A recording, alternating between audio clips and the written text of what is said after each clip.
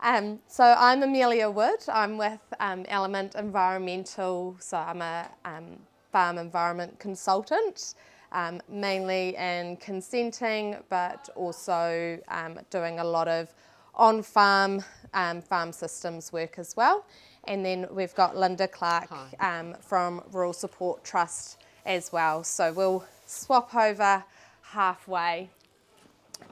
So this presentation's a little bit different than what you probably expected from the title, because we looked at the title and we went, how do we actually start off really successfully with farmers? And for me, that was really sitting with how you plan and that first interaction with that farmer, so your relationship building with them. And then we will go through some of the Rural Support Trust stuff with the stress bucket, farmer wellbeing, and a bit more about the trust itself as well. This is quite an interactive masterclass, so as you see there's lots of post-it notes, which I know someone did comment on the moment they walked in. So I will be getting you to fill out a few things, starting off with planning a farm visit. So what considerations, what thoughts, what do you do before going out on farm? What do you think about before ringing that farmer to try and get out on farm and have a discussion with them about anything?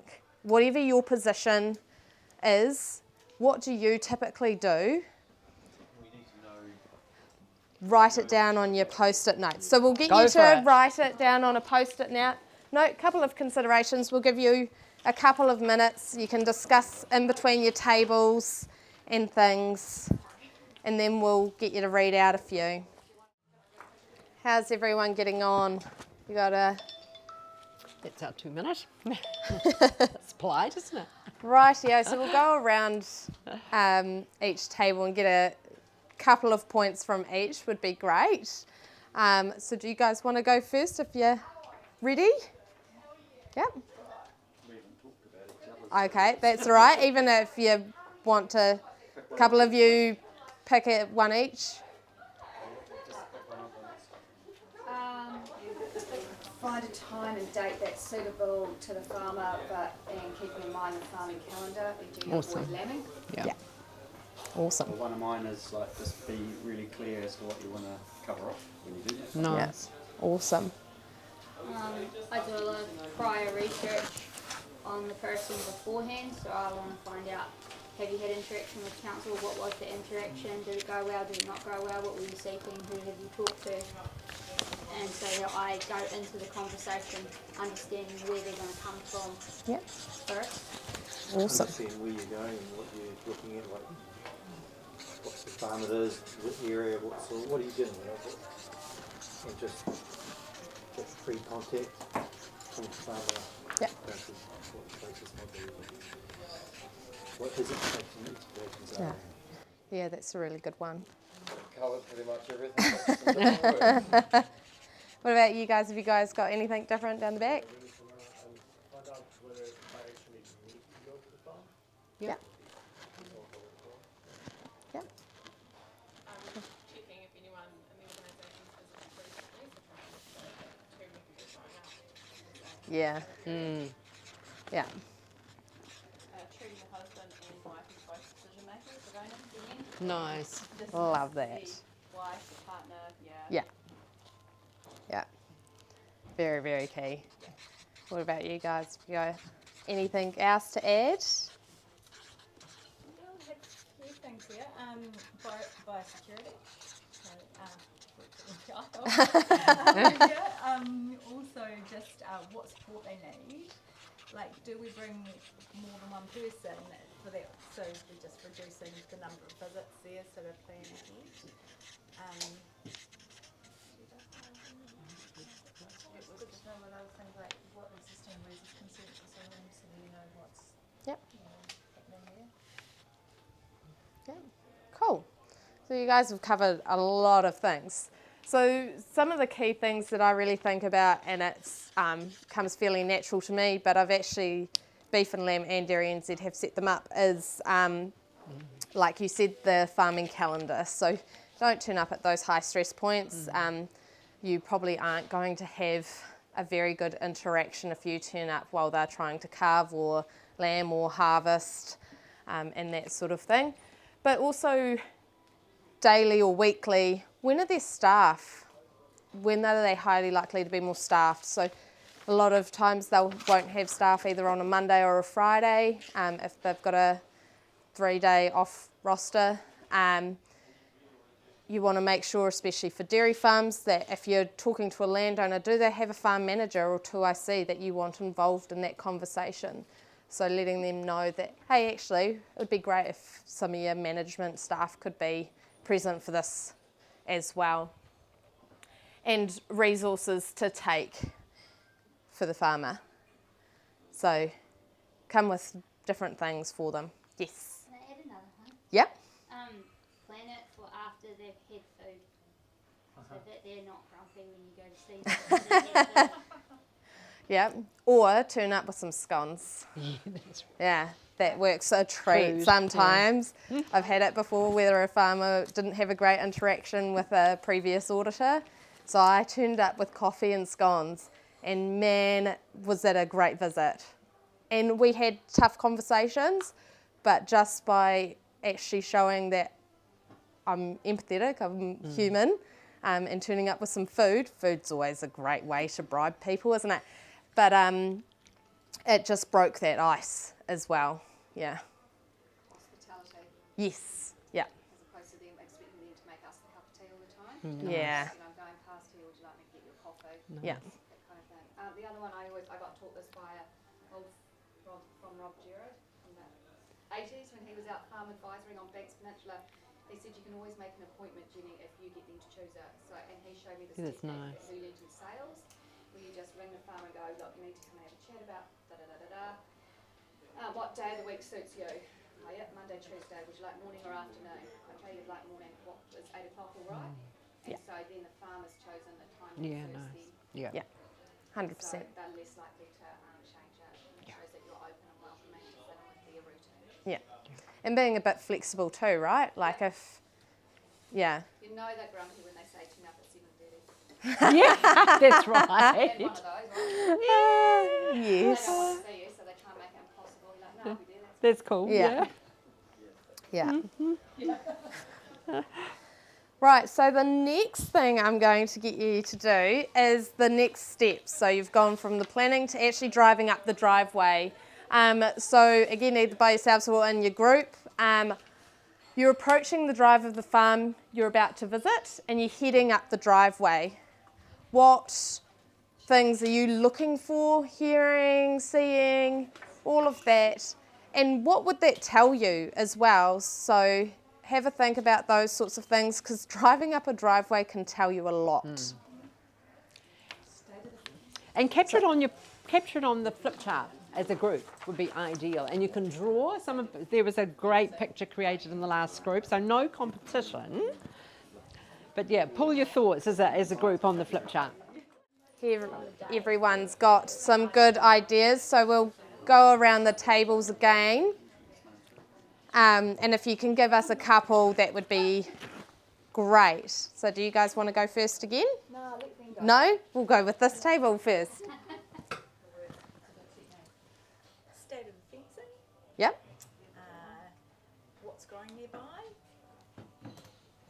giving sort of advice on what grows well or Yep. Yeah. Oh, we talked about looking out for body language as you're driving up, just a simple thing. Is the person ready for the visit or, they're busy doing other things? Tell you a lot about Yeah, what's happening. Yeah. absolutely. What about you guys? What are some key things? We had similar weather, stock on site, like what's happening at the time, like whether we're moving stock, people or dogs around, or visual cues, body language, I guess access to site for the weather as well, like it's being stormy and things that could make it a different visit. Yeah. Cool. Rightio. You've got a whole load of ticks on there now. Oh, yeah. But Super things. All of what you guys said, and pastoral coverage, like along the state of the fences, Make sure that you're prepared. So focus, work out what your focus is going to be of your chat, how you approach it, make sure your first impression is good, and that would link in with like wearing and carrying the appropriate gear. So you've got your gumboots on, you've got them like right there to put on, and you don't have to borrow a jacket if the rain comes in. And you've thought about in advance what a successful visit will look like. So you've got yourself going like that, and pre-text them the day before to confirm the visit. I just thought sometimes when you talk to someone, they're not necessarily going to tell you how they're going at the time, but it's tough on the farm. You know. Yeah. You can drive up and see, oh, this, you should know how. Yeah, you can tell. Yeah. Yeah, so I gave these guys an example before. I've a client of mine who I've had for 10 years, and normally the side of their driveway is beautifully mowed, trees are trimmed, and then I went and saw them and there was rank grass, branches down, that sort of thing. I completely changed how my visit, it was as a consultant, I changed that whole entire conversation. I didn't even touch the subjects that we were going to go over. It was actually just a check-in, because I went, there's something going wrong here. And that meant a hell of a lot more to them than going over their nutrient losses and having a walk around the farm. So it's picking up on those things, and that was only because I had that long-term relationship with them. But you can definitely tell, like as an auditor, when I go up a farm, I'm already kind of seeing how they're doing. Is there machinery laid out everywhere and it looks like a scrap metal yard, or is everything nice and pristine? You can actually pick up a lot by driving up their driveway. It tells you a lot. Cool. So then you've arrived on farm and you're starting to talk to your farmer and stuff. So getting off on the right foot is so critical, especially if you want a long-term relationship with people. So shaking their hand, we've gone past the COVID elbow touch and things like that now, and making eye contact, that's really critical, especially if it's an old school farmer. I find that that actually means a lot to them. Ask how's the season going. You're right, they might not go, oh, it's actually really terrible.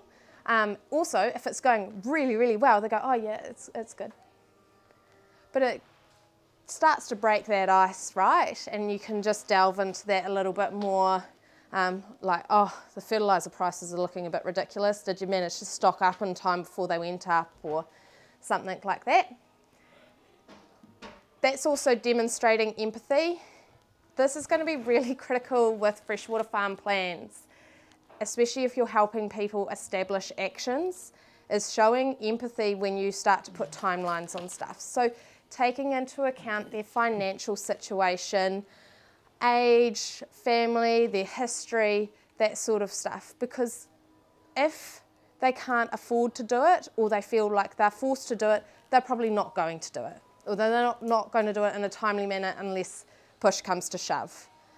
If you demonstrate empathy and talk to them about a practical, realistic time frame that's going to work really well with them, you're going to have a hell of a lot more buy-in. And I think sometimes that gets a little bit missed. And probably one of the most key things that I learned as a young consultant was do not bullshit. Farmers will test you. There's some who will really test you. So they'll chuck curly questions at you. There is nothing wrong with saying, hey, I don't know that, but I'm going to go find out for you. And follow through with that finding out and let them know the answer. And you might get a few more curly questions from some, especially those who like to test people. But that really establishes a great amount of trust and respect, because some of them will probably actually know the answer to the question. They're just testing you. And so if you give them a terrible answer that you've made up on the spot, they're going to know, and that's just going to crash that whole relationship down. So those are some really good ways, key ways to start off that relationship, that visit really successfully. And now I'll hand over to Lynda. Super, thank you. Okay, I'm Lynda and I work with the Rural Support Trust. So I work as a development manager for the trust in the South Island. There are 7. Nationally there are 14, and so it's a national organisation. And I'm also a facilitator for the North Canterbury Rural Support Trust. And I had various roles prior to that, both in animal science and leadership with Dairy Women's Network. And I'm just going to briefly go through and just talk about a stress bucket, just a concept, and then talk about who we are. Who's seen the stress bucket before? Yeah, good job. You'll be able to tell us all about it. So this is a concept, and I really like this concept because it explains simply around stress and stressors and the impact that it has. So everyone has their bucket of tolerance to stress. So your stress bucket might be a slightly different shape to mine, which is slightly different shape to Jenny's. Some are a bit more battered because life journey's been a bit hard. So different sizes, different shapes, and some are a bit battered. We've got taps at the top, and those taps at the top are the stressors or stresses that are coming into our stress bucket.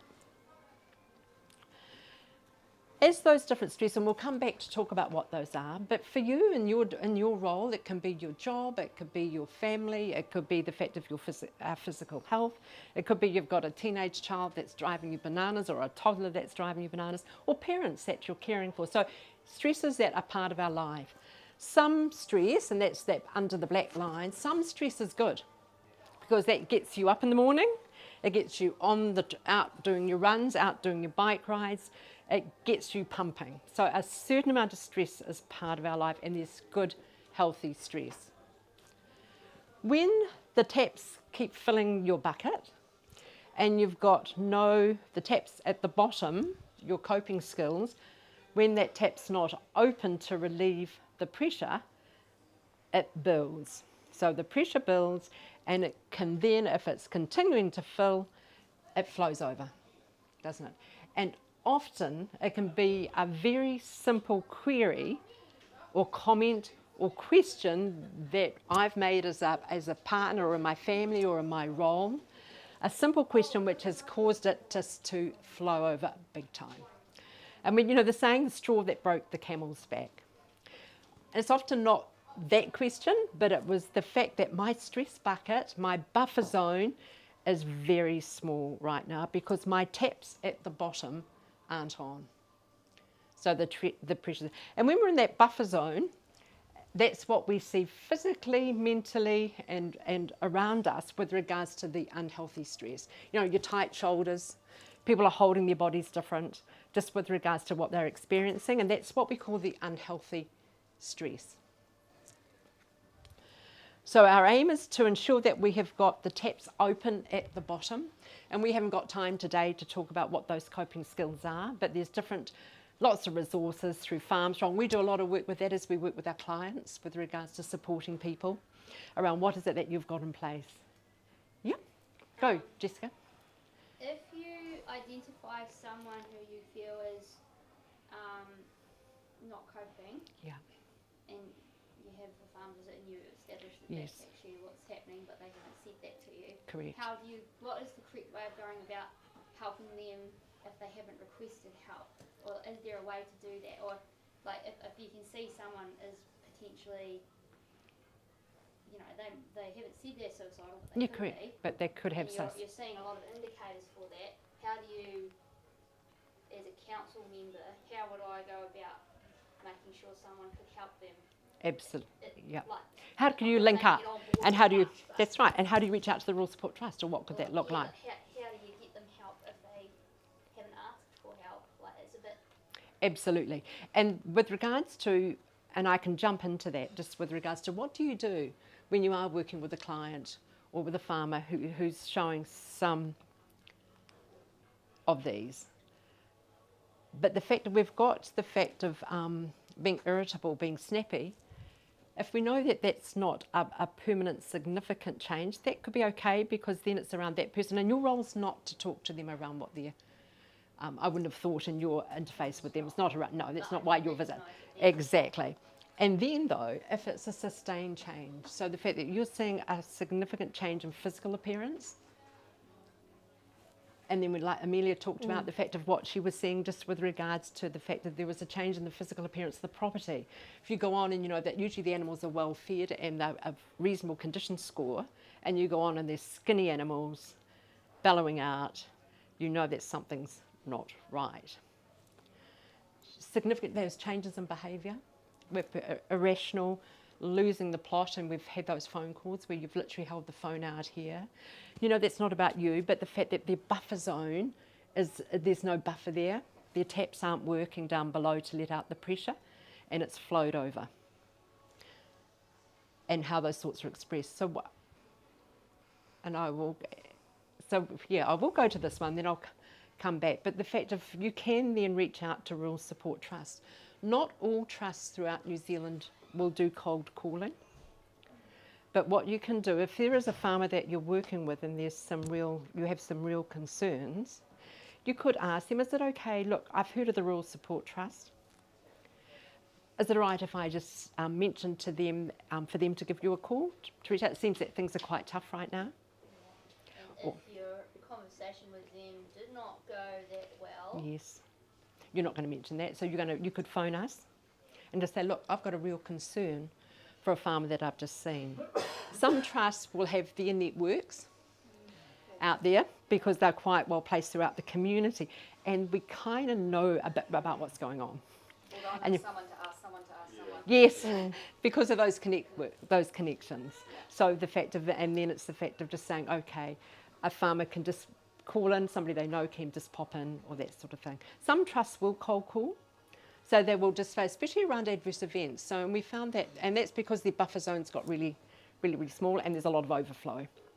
You know, the fact they're dealing with a whole lot of stressors, and the fact that, and during those times, we will just drive by, and the food thing, drive by, look, we're just doing drop-offs in the area, we're just doing down your road today, and you drop in with a bit of fruit cake and a card, how things going. It's just that 2 of these, 1 of this, you know, just that general chat. So each trust will have their ways.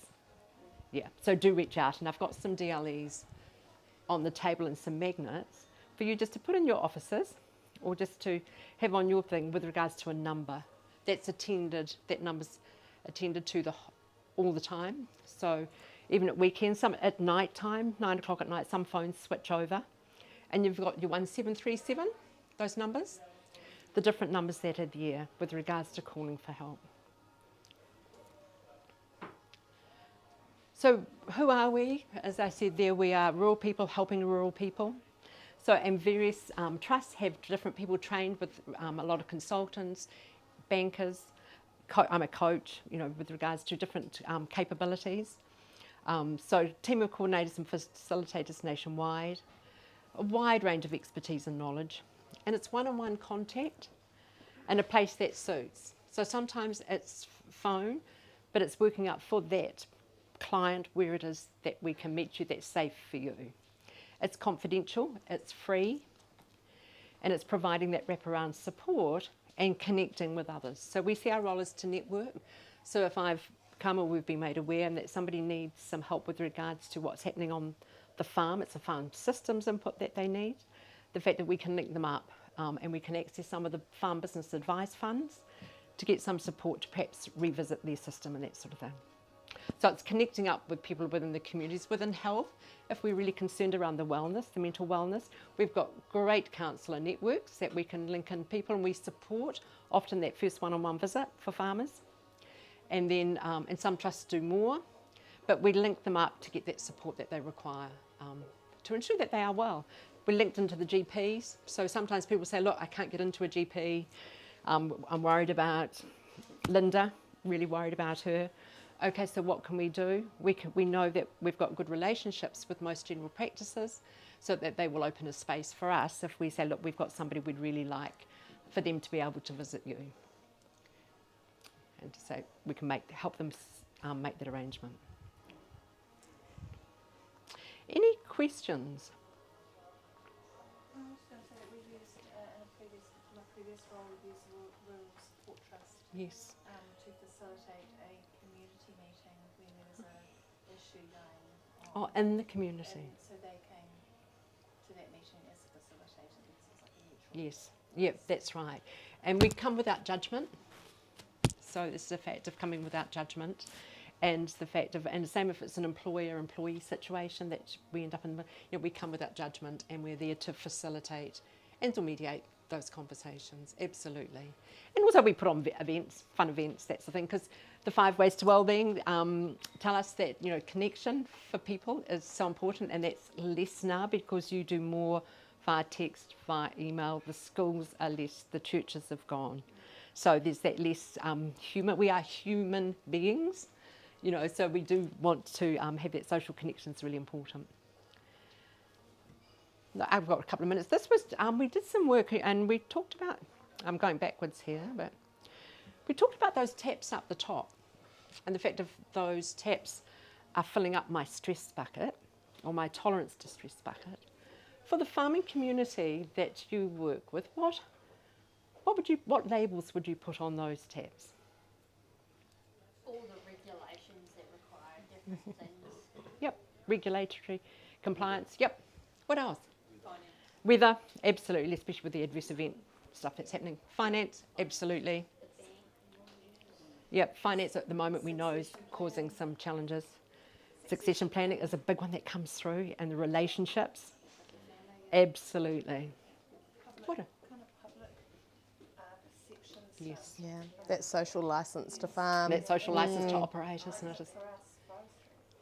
Yes, yes. They're exactly, and their stress bucket's pretty close to overflowing because they're getting a lot of physical abuse as well. Yeah, absolutely. And when we did the study, and that was 2,100 farmers, so there was a significant number of farmers throughout New Zealand, when we did both the physical and emotional wellbeing pit stops. And they were cool, a lot of fun. We learnt some stuff around the physical wellness of farmers, but we also learnt around their emotional and mental wellness. The top causes of stresses then were workload, and there were 20% of farmers that were presented were suffering from burnout and fatigue. Yeah, which is quite scary, really. And it's huge, exactly. Managing staff, and that would be in our role as a trust, that's one of the significant ones for us that comes through. Lack of people, and then managing those relationships. Financial and poor physical health ranks really highly. And then there's the weather. And in the work that we did, that farmers will cope with, and regulatory and staffing are the 2 biggest ones that come through to us.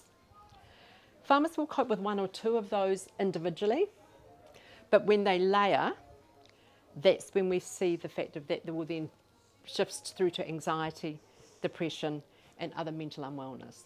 And that's where you need some support, just to work through those coping strategies. So I've gone a bit over the place there with my slides, but any other questions?